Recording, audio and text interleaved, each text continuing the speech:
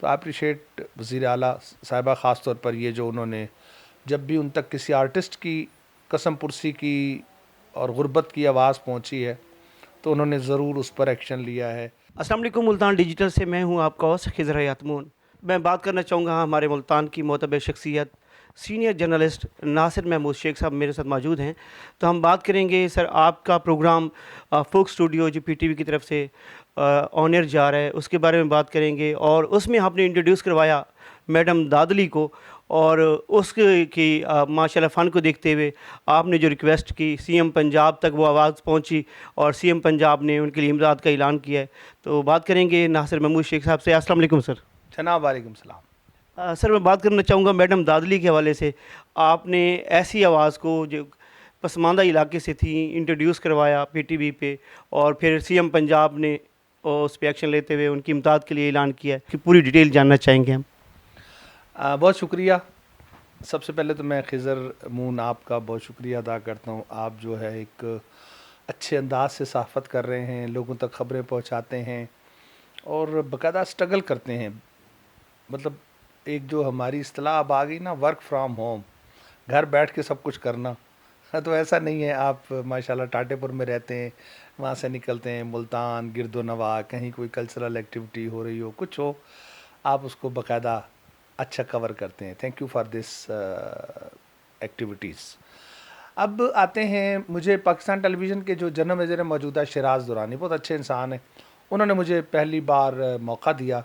यहाँ पर फोक स्टूडियो के नाम से एक प्रोग्राम शुरू है जिसमें साउथ पंजाब के आर्टिस्टों को बुलवाया जाता है। वो एक सिलसिला चल रहा है और इसी में उन्होंने ही मुझे रिकमेंड किया था कि यार एक माई दादली है, दादली जी।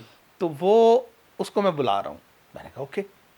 अब वो आए तो वो 5 लोग थे, 5 मेंबर्स थे और सब के सब आपस में रिश्तेदार थे। माई का बेटा था, पोता था और भाई था और इस तरह। एंड दे ऑल वर, मतलब जो जितने भी थे वो सब एक हिंदू कम्युनिटी से ताल्लुक़ रखते हैं। सब जो हैं वो हिंदू कम्युनिटी से ताल्लुक़ रखते हैं। तो जैसा कि एक अच्छे कंपेयर को चाहिए कि बिफोर इवेंट स्टार्टिंग से पहले हम डिस्कस कर लेते, तो मैंने माई दादी से वैसे ही इंटरव्यू कर लिया। तो वो थोड़ी सी ऐसे जैसे नकाहत मुझे नज़र आई उनमें। मैंने कहा यार आप लोग कोई लगता है फ्रेश नहीं है, कोई खाना शाना खाया कि नहीं? तो वो बड़े खुददार लोग। तो उन्होंने कहा कि नहीं नहीं सही ठीक है। मैंने कहा ठीक नहीं है, आप मुझे बताएं।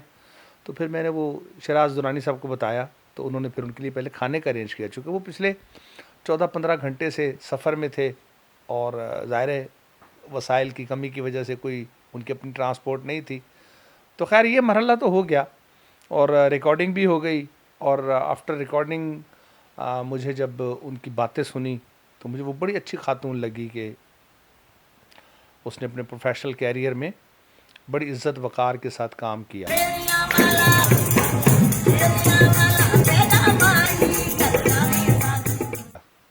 और सबसे बड़ी बात ये थी कि खिज़र आपको याद है उस रात बड़ी खौफनाक आंधी चली एक मुल्तान और गिरदोनवा में, बहुत तेज़। तो उसी रात वो यहाँ से वापसी पर उसके पास किराया नहीं था। तो शराज दुरानी बहुत अच्छे इंसान दोस्त हैं, उन्होंने उनके लिए बंदोबस्त किया और उन्हें वापस भेजा। तो अगले दिन माई दादली को मैंने फ़ोन किया, मैं चाह रहा था मैं उसके लिए कुछ करूं।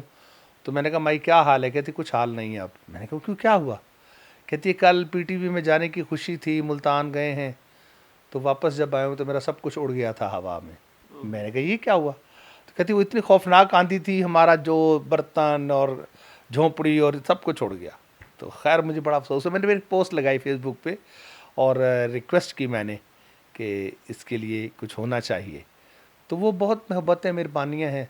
हमारे दोस्त रऊफ़ क्लासरा हैं, वो आपको पता है इस वसेब के लिए बड़ा दर्दमंद दिल रखते हैं और बड़ी कोशिश करते हैं कि यहाँ के मसाइल को इस्लामाबाद में बैठकर हल कर सकें। और उनकी माशाल्लाह बड़ी तवाना आवाज़ है, खलूस नीयत से चूँकि कोशिश करते हैं। तो उनकी पोस्ट जब वज़ीर इत्तला तक पहुँची, उन्होंने मोहतरमा वज़ीर आला तक पहुँचाई और उन्होंने उस माई दादली के लिए 5 लाख रुपया का चेक बनाया तो उसको भेजा।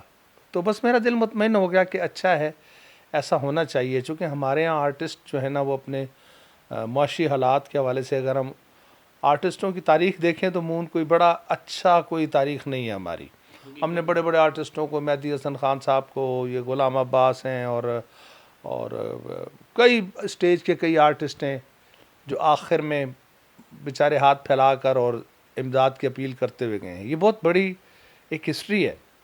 और सर ये अलमिया है कि हमारे ख़ित्ते में, चाहे सराकी ख़ित्ता हो या ओवरऑल पाकिस्तान देखा जाए, आर्टिस्टों को जब आखिरी ज़िंदगी के दिन होते हैं वो बड़ी मुश्किल में गुजारते हैं, तो ये इनके कौन ज़िम्मेदार है, इनको कैसे मैनेज करना चाहिए? जी, सबसे पहले तो वो खुद ज़िम्मेदार है। देखिए ना, ये एक ऐसी दुनिया है जिसमें हर कोई राहत फ़तेह अली ख़ान नहीं बन सकता, हर किसी पर खुशकिस्मती की देवी मेहरबान नहीं हो सकती। अपने मुआशी हालात अपने मुताबिक देखने चाहिए, और ये फुल टाइम रोज़गार नहीं है। ख़ास तौर पर ये जो दूर दराज इलाके हैं, जैसे हमारे साउथ पंजाब के वसेब हैं, आप देखें बड़े हंटेड हाउसेस होते हैं इनके, ऐसे आसेब ज़्यादा घरों में रहते हैं, छोटे छोटे घरों में रहते हैं। और आर्टिस्टों को मून आप देखते होंगे कितना अच्छा, जब इवेंट में जाना हो तो बड़े अच्छे वेल ड्रेस, खुश लिबास, और इनका रख रखाव आप देखें तो लगता है कि यार ये तो बहुत अच्छे खुशहाल होंगे, लेकिन उनके दिल का हाल कोई हाँ, लेकिन अंदरूनी कहानियाँ कुछ और होती हैं। वो बेचारे अपना रख रखाव और इसी चीज़ों में, तो ये होता है। मुझे याद है पाकिस्तान की तारीख़ में 2 लोग ऐसे गुज़रे हैं कि जिनके घर वज़ीर आज़म लेवल के लोग चल कर गए, एक नूरजहाँ और एक यूसुफ खान।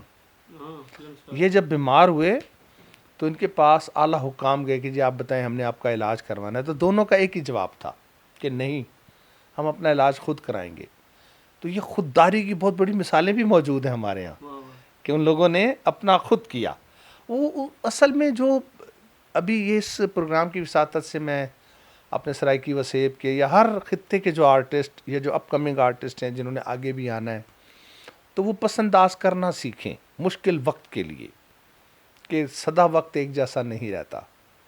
और आर्टिस्ट को तो बहुत से ऐसे सीजन्स का सामना करना पड़ता है, जैसे रमज़ान है, मुहर्रम है, बहुत से ऐसे त्यौहार होते हैं जिस पर मजहबी तकरीबात ज़्यादा होती हैं, म्यूज़िक इवेंट्स कम होते हैं।